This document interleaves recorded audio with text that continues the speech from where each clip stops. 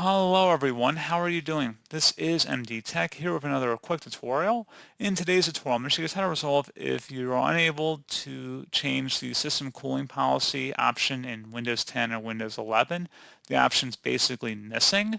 So this should hopefully be a pretty straightforward process here, guys, on how to resolve it. And without further ado, let's go ahead and jump straight into it. So we are going to start off by opening up the search menu. Type in CMD, best match should come back with command prompt. Go ahead and right click on that and select run as administrator. If you receive a user account control prompt, select yes.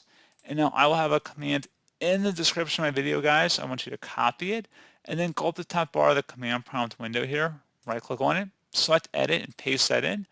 It should say the operation completed successfully. Basically, we're just adding this value to our power options. So you will need to close out of here and restart your computer for the change to take effect. So let's go ahead and proceed to do that.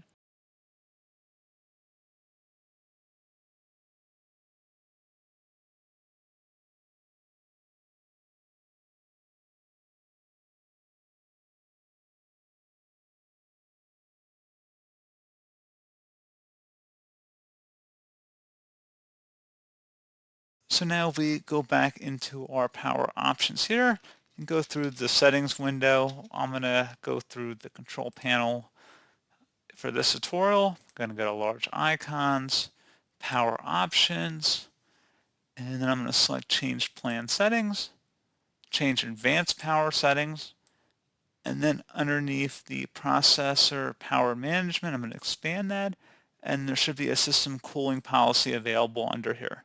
So pretty straightforward process, guys. Do hope I was able to help you out, and I do look forward to catching you all in the next tutorial. Goodbye.